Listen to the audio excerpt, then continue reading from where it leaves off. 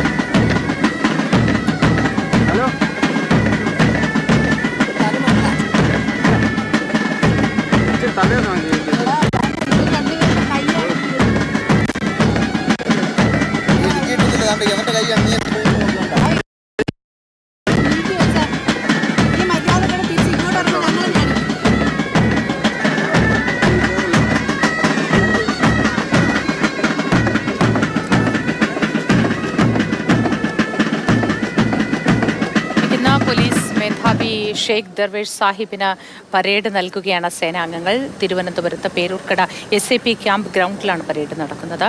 Parade സ്വീകരിക്കുകയാണ് അദ്ദേഹം.